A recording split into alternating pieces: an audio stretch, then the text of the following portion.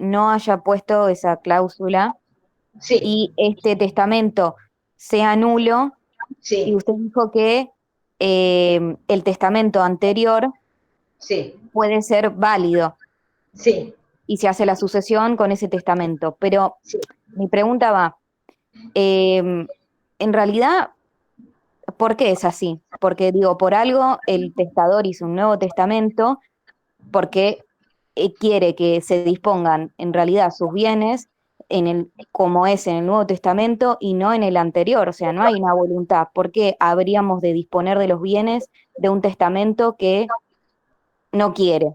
O sea, Mira, no lo quiso, evidentemente.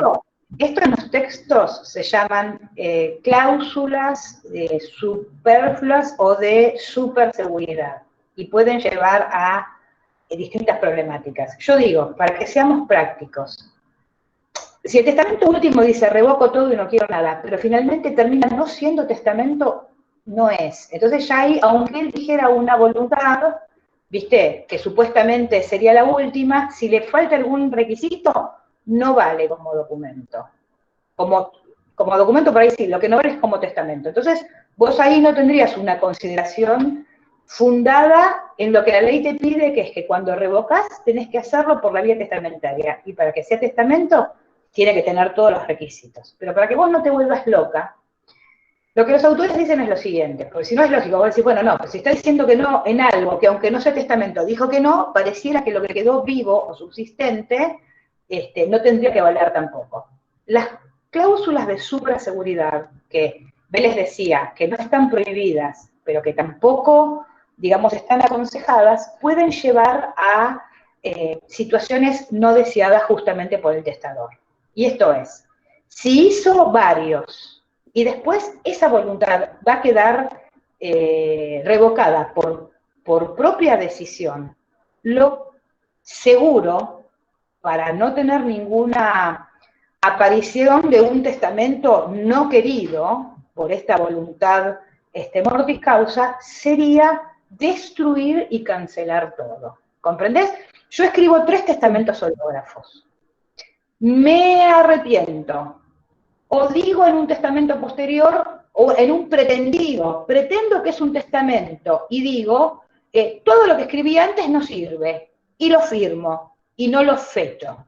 Bueno, eso como testamento no te va a servir para revocar, porque la revocación tiene que ser llevada en una forma testamentaria. Así que revocación no tenés, tenés una expresión de voluntad, pero vos acordate que el testamento se vale por sí mismo. Entonces yo no puedo ir por otro medio de prueba y decir, no, lo que él quiso decir, tienen que estar los requisitos formales en el documento. En este caso no lo tiene, por algún motivo. O cuando lo escribí se pretende que no tengo capacidad, ¿viste? Lo que fuere. Entonces, esa pretendida revocación no sería tal porque le falta la forma. Y encima no destruí, mientras pude hacerlo, los otros ejemplares, porque yo te diría, Carolina, ¿querés revocar? ¿Tu cliente quiere revocar el testamento? Es lo que les dije la otra vez. Es como cuando vas a levantar un pagaré. Lo rompes y si podés lo quemás. Lo destruís y se acabó. Si vos no querés que aparezca nada anterior a lo último que hiciste, o simplemente no das otro testamento, pero no querés que eso no vea la luz, ¿vos qué haces? Lo destruís de todas las maneras posibles, para que de ninguna manera se pueda, con romperlo ya sería suficiente, ¿no es cierto? Pero lo destruís, ya está, lo rompés. Ahora bien, ¿qué pasa si se hicieron más de un ejemplar? Estas sobre seguridades de las que hablaba Vélez en la nota, y decía, no están prohibidas, pero son peligrosas. ¿Por qué? Porque yo rompí un hológrafo anterior, porque dije, no, la verdad, es mal se portó mi sobrino, no, de ninguna manera, no quiero más que sea mi heredero. Listo, rompo ese testamento. Y quedaron dos más, quedó uno más en un cajón, quedó y aparece. Y alguien podría presentarlo, ¿o no? Sí. ¿Comprendés? Entonces, ustedes tienen que, digamos, ir en este sentido con los clientes. Vos vas a ver que la gente no hace testamento, pero el que hace, porque tiene porque viene de una tradición familiar donde sus padres hicieron, o viene de otra de otro país, de otra cultura. El que hace, hace. Y por ahí hace varios inclusive. Entonces, vos ahora tenés otro problema. Con Vélez era más fácil. Vélez decía, testamento posterior revoca el anterior. Hasta que hubo un fallo, viejo ya, que encontró una luz y dijo, no, excepto que las nuevas disposiciones no sean, ¿qué cosa? Ni contrarias, ni jurídicas, ni fácticamente. ¿Por qué podemos pensar que la voluntad se da en un solo momento? Podemos hacer valer todo. En el caso que nosotros estamos pensando es bastante más terminante, que es la revocación expresa de un testamento. Yo puedo en una forma testamentaria decir que revoco todo papel que aparezca donde yo hice testamento y que no tiene ningún valor. Claro que puedo hacerlo. Lo escribo, lo firmo, iba a decir y lo sello, por defecto profesional. Lo escribo holográficamente, lo fecho y lo firmo. Ahora bien, además de eso, que también me lo pueden extraviar, se puede romper, se puede perder, ¿qué tendría que hacer para estar absolutamente segura que no vea a la luz nada que yo no quiera? Que yo ya no voy a estar encima para controlar nada. ¿Qué tengo que hacer si yo tuve cláusulas, Vélez las llamaba cláusulas de cautela, ¿no? Esa supervigilancia. Ay, no hago uno, por las dudas hago dos, o por las dudas hago tres, o por las dudas hago uno para mí y una se lo doy a mi hijo para que me lo guarde. O dejo uno en una caja de un banco, o en una escribanía, así estoy tranquila, y después me olvido. O me roban, o qué sé yo, la situación que a vos se te ocurra. Y luego aparece. ¿Entendés? Entonces, si por algún motivo la revocación, vos fíjate que el código dice que la revocación testamentaria tiene que tener la forma de testamento. O sea, ¿qué quiere decir eso? Te está pidiendo que tenga los requisitos esenciales del testamento. Si no, no hay revocación. Tiene que ser expresa, tiene que ser clara, tiene que tener las formalidades, y además, bueno, tiene que llegar a tener vida, a que se pueda presentar, a que no lo intercepten, no lo roben, no lo arruinen, no lo... ¿Comprendés? Entonces, el consejo práctico, ¿cuál sería? Yo digo, si la voluntad de la persona ha mutado, ha cambiado realmente, Romperlo. y no quiere más que aquello que dispuso cuando estaba en armonía con una amiga, un pariente o que sea así. Hay que preguntarle, ¿cuántos testamentos hizo? De 10 clientes, 9 te van a decir, no, yo no hago. Pero el que hizo, por ahí te dice, ay, escribí 2. Ay, escribió 2, ¿y a dónde están? Bueno, uno está en la caja fuerte de mi casa y el otro, no me acuerdo, tengo que buscar. Bueno, búsquelo, porque cuando usted no esté, si aparece, ¿entendés a lo que voy? Sí, Porque profe. lo que parezca va a tener la forma y las formalidades de un testamento. Y yo no sé en qué circunstancias, si la revocación no va a aparecer, si va a estar mal hecha, sí. Entonces, eso por un lado, la sobrecautela o el querer asegurar, Vélez lo dice en la nota, por querer asegurar tanto la voluntad, ¿no? Y por querer estar tan tranquilos de que eso se va a cumplir, por ahí dimos más que un ejemplar. El tema es que después nos acordemos.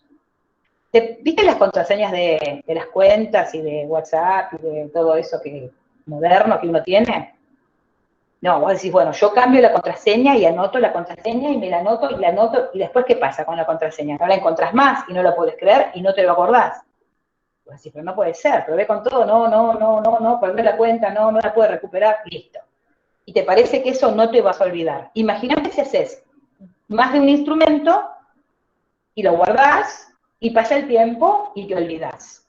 Lo que Vélez quería explicar en la nota, me parece que está bien, es decir, cuidado que si aparece algo que tiene la forma y las formalidades, quien lo posea lo presenta al juez. Porque el saber que el otro quiso cambiar su voluntad, que hasta pudo habérselo dicho a los amigos. No, mirá, la verdad que yo ya no le quiero dejar nada a mi sobrino. Y aunque los obligados al pago quieran presentar testigos, no sirve. ¿Comprendés? Porque si lo que se presenta se autoabastece, en principio está completo. Entonces, es complicada la revocación. ¿Qué revocación se aconseja? La revocación de hecho, la revocación material, lo rompo. De todas maneras, no me parece mal que si alguien otorga testamento, y es su voluntad última, por temor a que si en algún momento otorgó algo y no lo recuerda, o teme que aparezca algo, o que diga, es la voluntad que manifiesto la que tengo, desconozco cualquier otro documento que se pudiera presentar, que por supuesto tendría que ser inexistente y tendría que ser traído como que fue de ese causante. Él ya está anticipando que nada de lo que se traiga lo reconoce como suyo.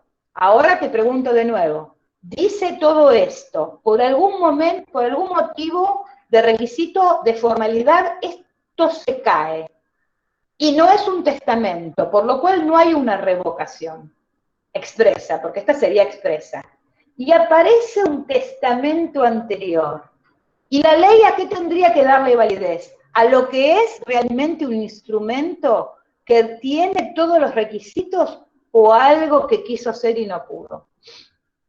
El que se autoabastece. Exacto, por eso chicos, si va a haber más de uno y van a cambiar los clientes, la voluntad, el querer y la intención, hay que decirle, ¿qué más escribió? ¿Dónde está? Bueno, lo tiene que recuperar, lo tiene que destruir. Si vas al escribano es más fácil, porque cada vez que vas a cambiar tu voluntad, bueno, queda debidamente, completada con la tarea de los colegios de escribanos, con el tema de, estar otorgados en los actos, digamos, de última voluntad. Vos vas a encontrar, se le va a pedir al colegio que remita lo que hay y va a aparecer, porque justamente hay un notario que interviene. Pero ¿qué pasa si es algo que escribiste vos en tu casa? Digo vos si sos la testadora. ¿Qué pasa si es algo que escribió el testador? ¿No es cierto? En su casa. Entonces, en su casa, en su oficina o donde quiera, o en Francia, para el caso. Y lo deja a buen recaudo. Entonces, el tema es este. Por eso yo siempre les digo la idea de como cuando vas a levantar, vas a pagar algo que debes, un pagaré. Bueno, ¿vos qué haces? Vos te asegurás de que una vez que pagaste, eso no circule en ningún lado más y que nadie pueda ir a cobrarte nada más, porque vos ya lo cancelaste. La revocación es, si llega a haber algún ejemplar, hay que destruirlo. Hay que destruirlo. Así cerrás. Doctora, una consulta. Sí. Pero, un minutito. Carolina, ¿lo ves un poco mejor? Sí, o sea, igual mi pregunta iba más, o sea, yo entiendo la técnica jurídica, digamos, pero hablando desde otro sentido, la voluntad en realidad está media... No, la voluntad... A eso iba yo. No, ok, pero ¿sabés qué pasa? Esto es así. Si falta un requisito, es lo mismo que vaya al escribano y diga, vengo a revocar todo testamento anterior y no puedo firmar, o no sé firmar, y después se demuestra que sí podía. Faltar un requisito o decir algo inexacto frente al escribano y los testigos presupone que ese acto no fue debidamente medituado y consensuado como Vélez quiere, porque por eso le pone toda esta reglamentación. ¿Comprendés? Entonces, ¿es o no es? Vos fíjate, yo les traigo siempre casos de la farándula, no te olvides el compañero que quería preguntar. Yo les traigo siempre casos así que uno puede escuchar si prende un ratito la tele, ¿viste? Los varones no sé si miran esto, pero por ahí las mujeres, ¿viste? Miran un ratito un programa de estos que hablan de cuestiones de farándula que siempre tienen algo de jurídico. Por eso a mí Badía tuvo una compañera, yo no sé decir convivían o no, un vínculo amoroso, una relación. Y la señora se presentó a la justicia, dejó hijos, él estaba divorciado, tiene hijos, que eran sus herederos legitimarios, y la señora se presentó con una especie de borrador de lo que era la última voluntad de Badía habló del locutor, ¿no? De Juan Alberto Badía, no sé si se lo acuerdan. Inclusive con papeles rotos, pero porque aún dice que si está dañado, pero si se puede leer claramente, el hecho de que el papel se encontrara dañado tampoco sería una causal de, si contiene los requisitos está bien. Aparentemente había un esbozo o un proyecto de lo que iba a ser el testamento donde la instituye a su compañera o su amor heredera. Heredera, me imagino que en la porción disponible, todavía no había heredero de parte en ese momento, fue antes de la reforma. Entonces ella tendría que ser una heredera en la porción con un crecimiento inmediato, porque los hijos van por la legítima de 2/3 y ella por la porción disponible. Se presentó al juez. Es más, presentó testigos donde él decía que efectivamente él quería y dice que los hacía y no se conformaba y los volvía a garabatear y los volvía a hacer y no, por la vía testamentaria no pudo hacer nada, hizo una acción laboral después, aduciendo que ella era una suerte de no me acuerdo si laboral como empleada o societaria, que ella era socia, ¿viste? No me acuerdo en qué plano lo planteó, para tener algún resarcimiento económico, pero no pudo ser por la vía de la sucesión testamentaria. Y le dijeron que no porque le faltaban los requisitos esenciales. Y ella apuntaba a lo que vos mismo decís, pero era su voluntad. Él lo escribió y aparentemente la prueba estaba bien. ¿Vieron cuando yo les decía el otro día que el juez no puede dejar de protocolizar, pero lo que se va a fijar, acá no le dieron lugar porque le faltaban requisitos esenciales? Entonces, estaba la voluntad, era pública, él la había comentado inclusive a sus allegados, la gente decía que sí, que realmente, bueno, los testigos que puso ella, claramente, no van a decir que no, si lo lleva de testigos, pero digo, intentó los medios de prueba que uno puede, acompañó las piezas de lo que él había escrito, sin embargo, es el no ser, no es un testamento. ¿Comprendés? Y la voluntad estaba, claramente, o no sé si claramente, pero por lo menos, sin embargo, lo primero que necesitas para que esto nazca como voluntad para después de la muerte es que reúna los requisitos. Por eso es tan importante, por eso el código te va a decir, y ahora lo vamos a repasar, que para revocar cualquier testamento anterior, requiere reunir los requisitos. No vale reproducir solamente revoco y firmás. Tenés que volver a firmar, lo escribís y lo fechas. Y el tema de la fecha en la revocación es importantísima. Importantísima. Porque también podés tener revocaciones sucesivas, ¿o no? Vos hacés, revocás. Hacés, revocás. Hacés, revocás. Entonces, en la práctica, porque acuérdense que se tiene que autoabastecer. Tendría que salir del propio instrumento, que eso es lo que la ley llama testamento. Eso es lo que la ley llama testamento. Los otros no son. O sea, ¿y para qué quiero que se llame testamento? Y que sea testamento, y no una manifestación de voluntad, un ruego, un pedido, un consejo que dejo para después de mi muerte. Porque yo necesito que tenga, que haga transmisión patrimonial. ¿Comprendés? Que haga transmisión patrimonial. Por eso necesito que sea un testamento. Para que surta el efecto típico del testamento. Y la única disposición post-mortem que puede hacer la persona es, porque en vida vos donás, vos hacés distintas figuras. Ahora, una liberalidad, ahora en vida, un contrato muy ventajoso para algún heredero, que también se colaciona cuando la ventaja, ¿se acuerdan? Es muy ostensible y se puede medir en dinero o en valor, por mejor decir. Ahora, para después de la muerte lo que tenés es el testamento. Entonces, cuidado con las formalidades, que son pocas, pero que tienen que estar, y cuidado con la revocación, porque la revocación también se tiene que autoabastecer como testamento. Y después en la práctica, ay, apareció otro, ay, apareció el primero, ay, apareció el segundo, ay, apareció el...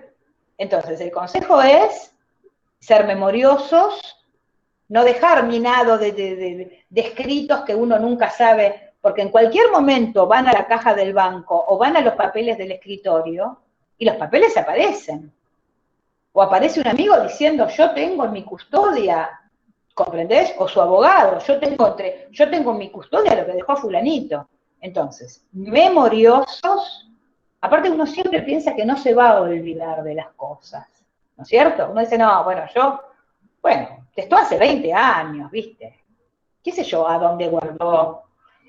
No sé si a ustedes les pasó, ustedes son todos jóvenes, no sé si les pasó de perder algo o de no acordarse, pero a veces cosas valiosas. Y dice, pero ¿cómo puede ser que yo no encuentre esto que para mí es, no sé, a veces por lo afectivo, ni siquiera tiene que ser por lo... Pero bueno, uno dice, no, esto no lo voy a perder nunca, esto no me lo voy a olvidar nunca y después pasó. Entonces, ya Vélez en las notas lo decía y es lo que yo te digo que lleves a la cosa práctica.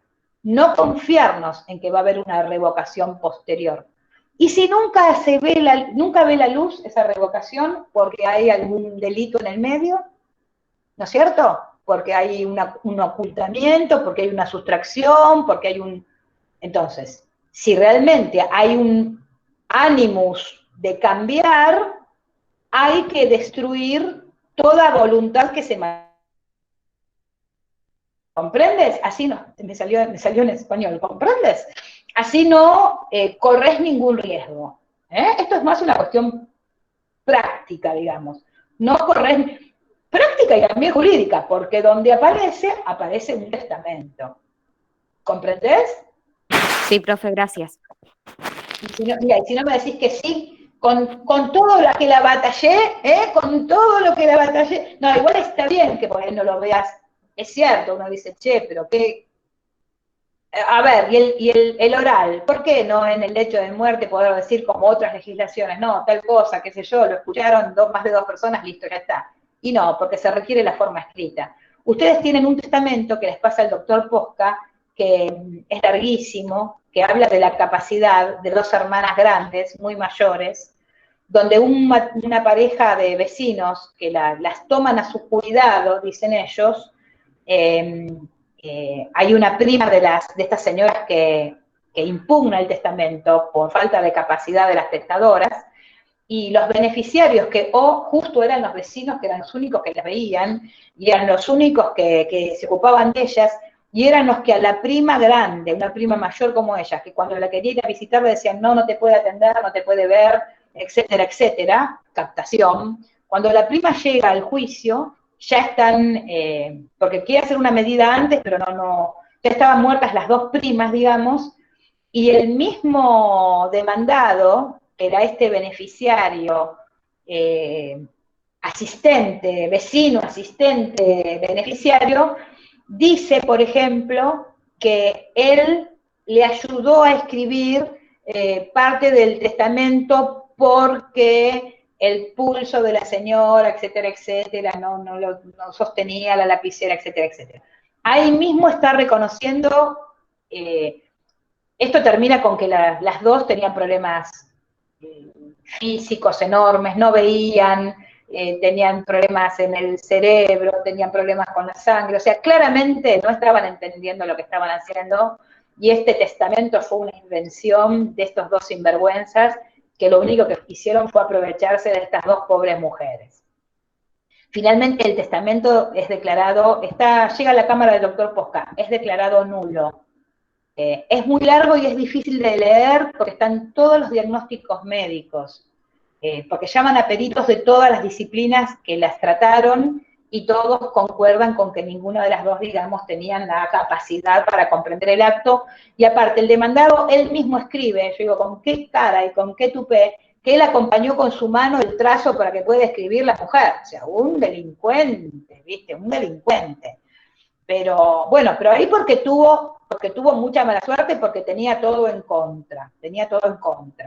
Pero digamos, si hubiera aparecido de esas 2 hermanas, o de la última, porque en definitiva la primera le transmite a la que queda viva, y si la última aparece diciendo, le dejo a todo, a mis vecinos, porque, qué sé yo, y tiene fecha, lo puede escribir ella, y firma, y nadie controvierte, y en la pericia caligráfica sale bien, ese testamento es válido.